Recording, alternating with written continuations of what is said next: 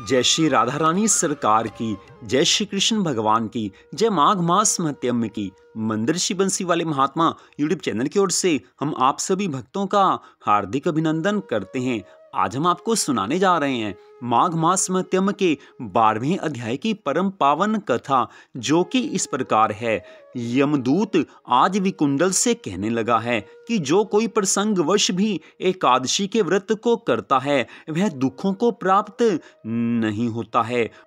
मास की दोनों एकादशी अर्थात कृष्ण पक्ष की एकादशी और शुक्ल पक्ष की एकादशी दोनों ही भगवान को परम प्रिय हैं। जब तक मनुष्य इन दिनों में व्रत नहीं करता उसके शरीर में पाप बने रहते हैं। हजारों अश्वमेघ यज्ञ, सैकड़ों वाजपेय यज्ञ एकादशी व्रत की 16वीं कला के बराबर भी नहीं है। एकादशी के दिन व्रत करने से 11 इंद्रियों से किए गए सब पाप नष्ट हो जाते हैं।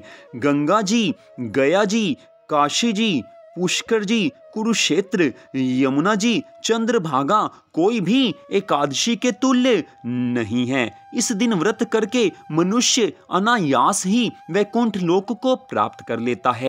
पंचाग्नि सेवन तथा तीर्थों में साधना करने से जो पुण्य फल प्राप्त होता है वही पुण्य फल भगवान श्री कृष्ण जी को प्रिय लगने वाले इस एकादशी का व्रत रखने से मिल जाता है। एकादशी परम पुण्यमयी तथा सब पापों का नाश करने वाली है। पूर्व काल में महर्षि वशिष्ठ, भरद्वाज, ध्रुव तथा राजा अम्बरीश ने भी इसका व्रत किया था, इसलिए इस व्रत को अवश्य करना चाहिए। यह तिथि श्री हरि विष्णु भगवान जी को अत्यंत प्रिय है। भक्त पुरुष के उपवास करने पर यह उसे मनोवांछित फल प्रदान करने वाली है। जैसे सूर्य उदय होने पर तत्काल ही अंधकार का नाश हो जाता है, उसी प्रकार एकादशी का व्रत करने से मनुष्यों के सभी पापों का एक क्षण में नाश हो जाता है।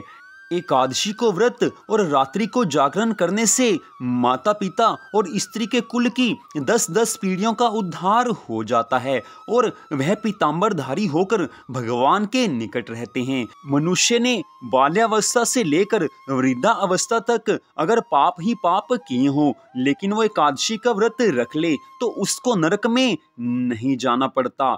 भक्त पुरुष को चाहिए कि एकादशी के दिन व्रत रखकर रात्रि में भगवान की प्रसन्नता के लिए रात्रि जागरण करे। जो गीत, वाद्य, नृत्य, पुराण पाठ, धूप, दीप, नैवेद्य, पुष्प, चंदानुलेप, फल, अर्घ्य, श्रद्धा, दान, इंद्रिय संयम, सत्य भाषण तथा शुभ कर्म के अनुष्ठान पूर्वक प्रसन्नता के साथ श्री हरि के समक्ष जागरण करता है वह सब पापों से मुक्त होकर भगवान का प्रिय होता है। जो विद्वान मनुष्य भगवान श्री हरि विष्णु जी के समीप जागरण करते, श्री कृष्ण की भावना करते हुए कभी नींद नहीं लेते तथा मन ही मन बारंबार श्री कृष्ण का नामोच्चारण करते हैं, उन्हें परम धन्य समझना चाहिए। विशेष रूप से एकादशी की रात में जागरण करने पर तो वे और भी धन्यवाद के पात्र बन जाते हैं। जागरण के समय एक क्षण गोविंद का नाम लेने से व्रत का 4 गुना फल प्राप्त होता है।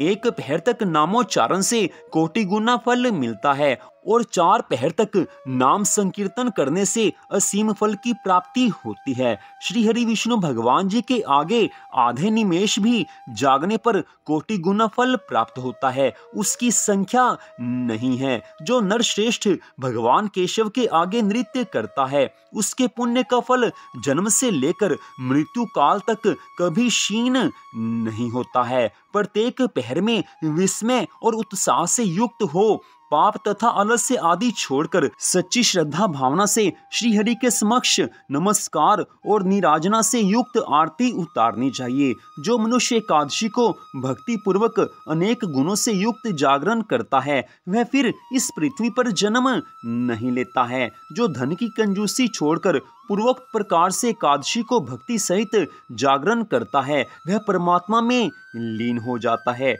यमदूत आगे की कथा का वर्णन करते हुए विकुंडल से कहने लगा है कि हे विकुंडल, मैं सूक्ष्म में तुमसे नरक से बचने का धर्म कहता हूँ। मन, कर्म और वचन से प्राणी मात्र का द्रोह ना करना, इंद्रियों को वश में रखना, दान देना, भगवान की सेवा करना, नियम पूर्वक वर्णाश्रम धर्म का पालन करना, इन सब कर्मों को करने से मनुष्य नरक से बचा रहता है। स्वर्ग प्राप्त करने की इच्छा से मनुष्य निर्धन भी हो तो भी जूता, छतरी, अन्न, धन, जल कुछ न कुछ दान देता रहे। यथाशक्ति दान अवश्य करना चाहिए। दान देने वाला मनुष्य कभी यम की यातना को नहीं देखता है और दीर्घायु और धनी होता है। बहुत कहने से क्या लाभ है।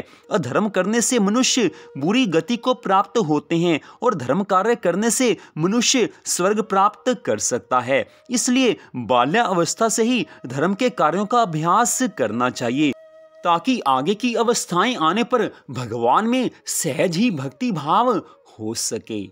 तो आज की इस कथा में यमदूत ने भी कुंडल को एकादशी के व्रत की महिमा का वर्णन बड़े अच्छे तरीके से किया है। एकादशी के व्रत की क्या महिमा है वो सब कुछ बताया है। तो जो एकादशी का व्रत रखते हैं उनके ऊपर भगवान की इतनी कृपा होती है कि उनको इस मनुष्य योनि में सभी सुख प्राप्त होते हैं और इस मनुष्य योनि के पश्चात जब जीवन का अंत समय आता है उनको भगवान के धाम में स्थान मिलता है। वो भव से पार उतर जाते हैं। एकादशी के व्रत की इतनी महिमा है कि स्वयं श्री कृष्ण भगवान जी ने एकादशी के व्रत को सब व्रतों में सर्वश्रेष्ठ बताया है। जब अर्जुन को भगवान जी ने गीता का उपदेश दिया था तो उस समय भगवान ने अपनी दिव्य विभूतियों का वर्णन किया था। तो उस समय भगवान श्री कृष्ण जी ने अर्जुन को स्पष्ट कहा था कि हे अर्जुन, सभी व्रतों में एकादशी का व्रत मैं ही हूँ, अर्थात एकादशी का व्रत मेरे को ही समझना चाहिए। तो भगवान ने जब स्पष्ट कह दिया कि एकादशी का व्रत स्वयं भगवान श्री कृष्ण जी का स्वरूप है, इसलिए हम सब मनुष्यों को भी एकादशी का व्रत अवश्य रखना चाहिए ताकि भगवान की कृपा को प्राप्त किया जा सके। तो माघ मास मध्यम के 12वें अध्याय की कथा का यहीं पर विश्राम होता है। हमारे चैनल पर आपने जो भी कथाएं आज तक सुनी हैं, अगर आप उसके विषय में कुछ प्रश्न पूछना चाहते हैं, आपके मन में कोई संशय है, तो आप अपना प्रश्न कमेंट करके कमेंट बॉक्स में पूछ सकते हैं। आपके प्रश्न का उत्तर अवश्य दिया जाएगा। तो मंदिर श्री बंसी वाले महात्मा यूट्यूब चैनल की ओर से आज की इस कथा को सुनने के लिए आप सबका हार्दिक धन्यवाद। भगवान श्री राधा कृष्ण जी की माघ मास महत्म की अनंत कृपा सदा आप सब पर, आपके परिवार पर बनी रहे, इसी मंगल कामना के साथ जय श्री राधा रानी सरकार की, जय श्री कृष्ण भगवान की, जय एकादशी व्रत की, जय माघ मास महत्म की। जय जय श्री राधे, जय जय श्री राधे, जय जय श्री राधे श्याम।